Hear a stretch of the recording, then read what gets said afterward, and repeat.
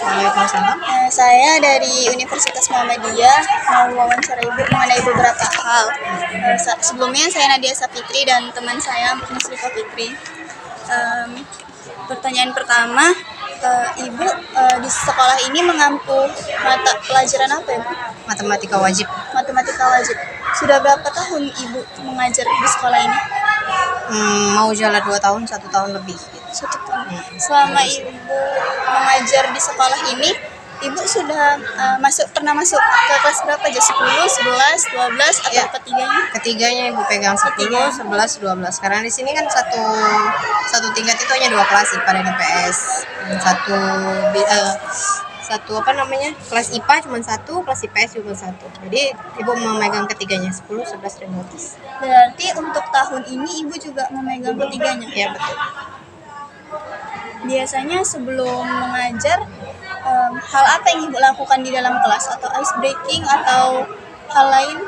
Biasanya kalau sebelum memulai ya mungkin ya chit-chat sedikit lah sama siswa, seperti menanyakan, kan kami ini masuk siang ya, seperti menanyakan kegiatannya di pagi hari biasanya apa, atau kegiatan di hari sebelumnya bagaimana. Kemudian kalau ada tugas atau PR yang saya berikan, saya tanya dulu kesulitannya bagaimana, selesai atau tidak gitu, sebelum memulai ke materi. Kalau untuk materinya, bagaimana cara Ibu mempersiapkan materinya sebelum itu akan diajarkan ke siswa? Oke, ya mungkin karena sudah berulang ya, Ya, diajarkan tahun lalu sudah diajarkan, tahun ini juga mengajarkan itu, jadi kayaknya sepertinya sudah hafal. Jadi udah tahu runutannya, masalahnya, materinya apa yang diajarkan, udah tahu runutannya. Paling kalau untuk mengupgrade ya kita lihat biasanya di LKS itu kan soal pasti berubah. ya. Nah, paling membahas soal aja, soal dibahas mungkin yang bisa berpotensi untuk menaikkan kemampuan anak didik. Yang mana saya pilih salah satunya, itu baru mungkin saya pelajari dulu di rumah. Kalau media ajar, Bu, alat apa aja yang pernah digunakan? Kalau media ajar saya kurang banyak menggunakan. Biasanya ya mungkin ya cuman pakai spidol dan papan tulis saja, karena matematika kan kita lebih banyak ke praktek ya di papan tulis ya. Jadi agak jarang menggunakan media ajar. Lalu selama Ibu mengajar di sini, menurut Ibu materi apa yang sulit untuk dipahami siswa? Untuk setiap jenjang pendidikan, setiap jenjang kelas, atau boleh saya sebutkan satu aja? Boleh satu atau boleh juga ketiganya? Kalau satu aja, saya merasa materi dimensi 3 untuk kelas 12. Untuk kelas 12 nih karena jenjang waktu untuk pelajarannya kan singkat ya.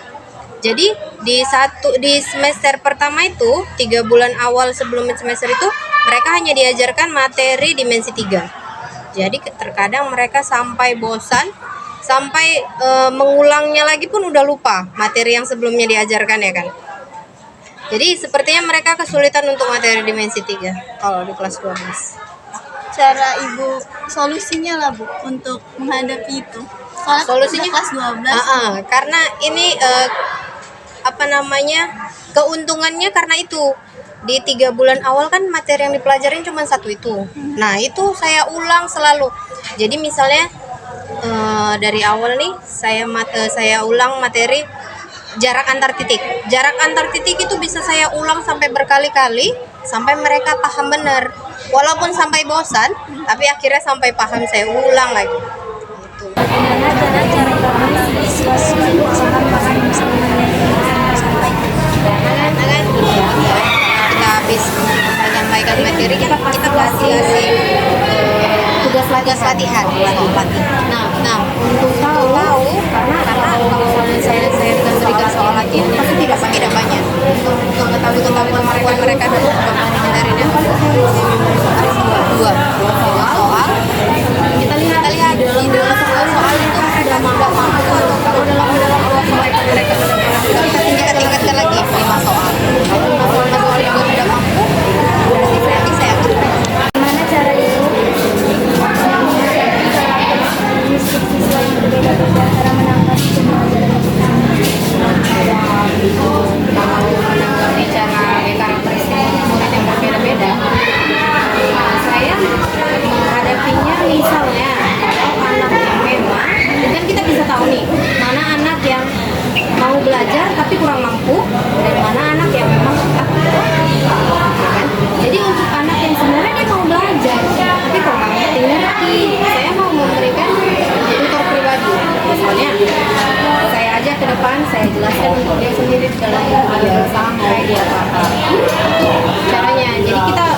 memilah mana anak-anak yang benar mau belajar tapi kurang mampu menangkap atau kurang cepat menangkapnya.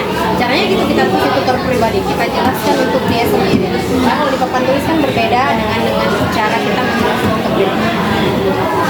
Metode pembelajaran seperti apa yang saya gunakan dalam proses? Masih metode ceramah sih ya, tapi sekarang sudah saya kembangkan, mungkin pengembangan dari mulai beradaptasi dengan lingkungan sekolah dan lingkungan kelas ya, mulai beradaptasi dengan diskusi, mulai mengajak anak untuk memilih soal-soal seperti apa, atau mengajak anak untuk berinteraksi menjawab soal. Bagaimana perilaku siswa dalam pembelajaran yang disampaikan selama dalam Bisa dibedakan dari jurusan. Kalau anak IPA, saya rasa nggak ada masalah. Mungkin walaupun beberapa pasti akan ada masalah. Kalau untuk anak IPS, karena anak IPS ini dominasi anak laki-laki ya, dan matematika ini menggunakan otak kanan, dan dominan anak-anak laki-laki tidak menggunakan itu. Jadi di IPS agak lebih menantang. Menantang artinya effortnya harus lebih banyak. kendala apa yang dirasakan selama mengajar di dalam kelas, selama mengajar di sini? Kalau kendala mungkin karena inilah ya, kemajuan teknologi ya, anak-anak adabnya sangat kurang, jadi memperlakukan kita pun agak seperti temannya, walaupun saya nggak masalah kalau diperlakukan seperti teman, cuman ada batasan-batasan yang harus dijaga ya kan. Jadi mungkin kendalanya itu ya,